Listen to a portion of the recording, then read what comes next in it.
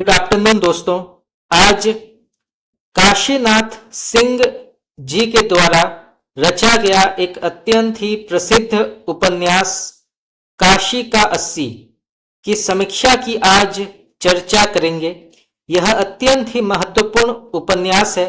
यहाँ से कई प्रकार के प्रश्न प्रतियोगी परीक्षाओं में कई बार पूछे गए हैं, तो इसके बारे में जानना अत्यंत ही आवश्यक है।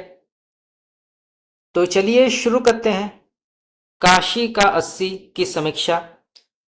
काशीनाथ सिंह द्वारा रचित काशी का 80 एक महाकाव्य उपन्यास है जो 80 के जीवन और समय को सामने लाता है। वाराणसी के सबसे दक्षिणी घाट पर एक पड़ोस यह काशी में जीवन का केंद्र था, जहां लोग आते थे और अपना फुर्सत या खाली समय बिताते थे। यहाँ प्रोफेसर, छात्र नेता, धार्मिक गुरु होते थे जो अपना जहर पीते थे और अपनी राय और भावनाओं को सबसे अच्छी तरह से व्यक्त करने वाली भाषा में अपने मन की बात कहते थे। हालांकि वैश्वीकरण की शुरुआत और अर्थव्यवस्था के खुलने के साथ साथ सांप्रदायिक पहचान के उदय ने 80 के निवासियों से बोलने की आजादी छीन ली। विदेशी जो वाराणसी में या तो इसे अपना घर बनाने या तथा कथित भारतीय संस्कृति सीखने के लिए उतरे थे, उन्होंने काशी में जिस चीज के लिए आए थे उसे ही बदल दिया, जिसमें मानवीय रिश्तों का ताना बाना भी शामिल है। तो काशी का 80 एक बहुत ही महत्वपूर्ण उपन्यास है। आज इस उपन्यास के माध्यम से हम ये जानेंगे कि इस उपन्यास में भारतीय संस्कृति का किस तरह से उल्लेख किया गया है। इस उपन्यास को लिखने के लिए लेखक को किन किन कठिनाइयों का सामना करना पड़ा। तो चलिए आगे बढ़ते हैं। इस उपन्यास में 80 घाट का उल्लेख किया गया है।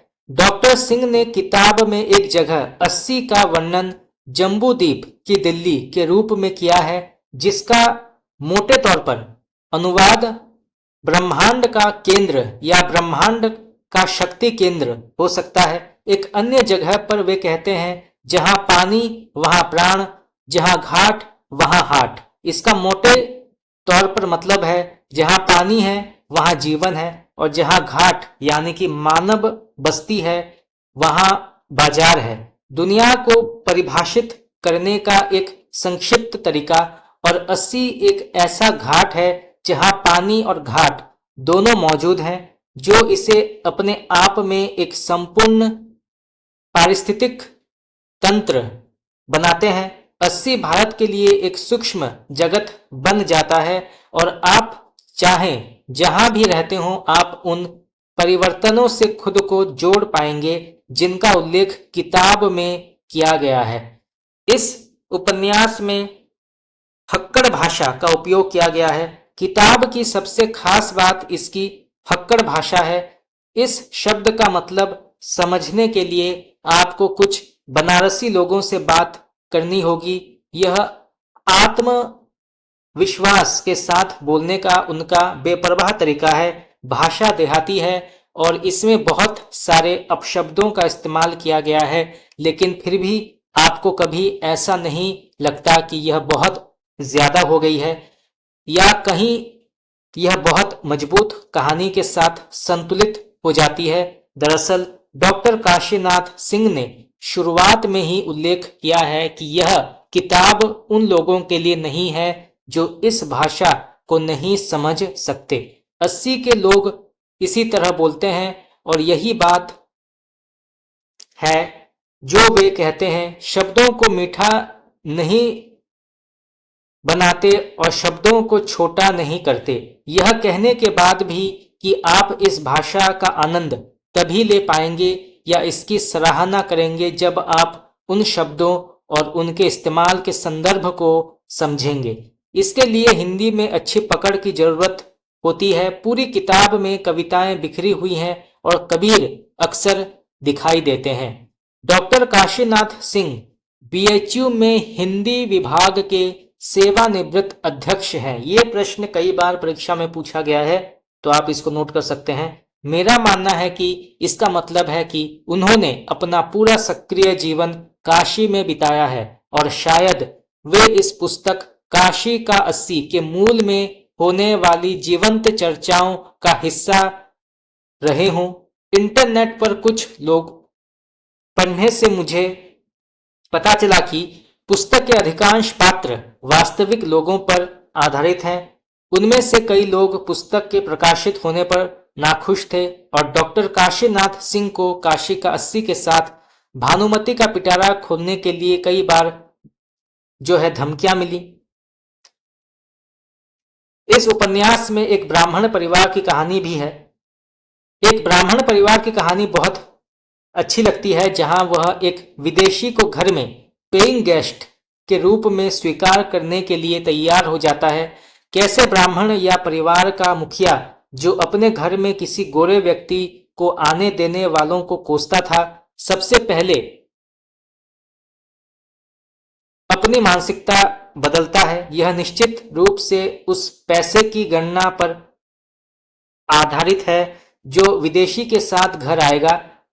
फिर वह अपनी पत्नी को मनाता है, जिसके पास विदेशी को ना स्वीकार करने के एक से अधिक कारण है, और वह भी घर में एक महिला। फिर वह अपने मंदिर को स्थानांतरित करके अतिथि के लिए एक संलग्न बाथरूम की व्यवस्था करने की हद तक जाता है। यह कहानी बहुत ही सूक्ष्मता से लेकिन दृढ़ता से उस बदलाव को व्यक्त करती है जो काशी को अपना घर बनाने की चाहत रखने वाले विदेशियों ने अपने साथ लाया। आखिरी कहानी जो हंसी के खत्म होने की बात करती है, जो कि 80 महफिलों की आधारशिला थी, वह बहुत मार्मिक है। अन्य कहानियों में आप राजनीति और आम आदमी के साथ उसके रिश्तों को देखते हैं, और फिर भी साथ ही साथ यह कैसे काम करती है इसकी उनकी सहज समझ भी। यह किताब विभिन्न पात्रों, उनकी विचित्रताओं और सबसे महत्वपूर्ण रूप से एक दूसरे के साथ उनके जुड़ाव के माध्यम से काशी में 80 को जीवंत करती है। यह उस समय का इतिहास बना रहेगा जो जल्दी वापस नहीं आने वाला है। यह उस समय के बारे में है जब लोग मायने रखते थे और लोग आपस में बातचीत करते थे। ये बहुत ही महत्वपूर्ण है। भले ही वे एक दूसरे पर प्यार बरसाने से ज्यादा लड़ते हों। काशी का 80 का मतलब वह 80 भी हो सकता है जो काशी से संबंधित हो, शहर या लेखक से। तो इस कहानी, इस उपन्यास के माध्यम से लेखक ने ये कहा है किस तरह से काशी का 80 एक ऐसी औपन्यासिक कृति है जिसमें 80 चौराहे पर पप्पू के चाय की दुकान कई संस्कृतियों की ग्राहक बनती है। पूर्वांचल एवं बिहार की संस्कृति तथा राजनीति चाय के साथ उपस्थित होती है। बनारस शहर होते हुए भी गांव है जहां लोक भावनाओं और संवेदनाओं का घनीभूत रूप देखा जा सकता है। यह कृति हमारे समय का प्रामाणिक दस्तावेज है, सिर्फ घटनाओं के अंकन की दृष्टि से ही नहीं बल्कि समूचे उपन्यास में अपने समय की वैज्ञानिक दृष्टि से की गई पड़ताल और टिप्पणी महत्वपूर्ण है। इस रचना में भूमंडलीकरण के विघटनकारी प्रभावों के प्रतिरोध का स्पष्ट स्वर है। प्रतिरोध उस संस्कृति का जिसने काशी में आजादी में खलल डाला। काशी का 80 में राजनीतिक सत्ता के बरकस लोग हैं। इस उपन्यास का सौंदर्य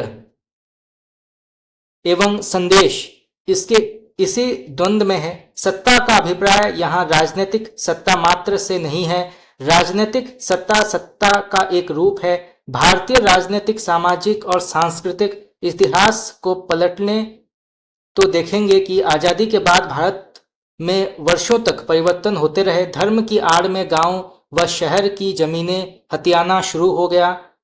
लोकतंत्र में अफवाहों का पूरा तंत्र भी खड़ा किया गया, क्योंकि सांप्रदायिक उत्तेजना पैदा करने में अफवाहें चिंगारी का काम करती हैं। भारतीय समाज में जाति व्यवस्था ऐसा फैक्टर है जिसे तोड़ने के लिए कई क्रांतिधर्मी अपनी अपनी तरह से टकराते रहे।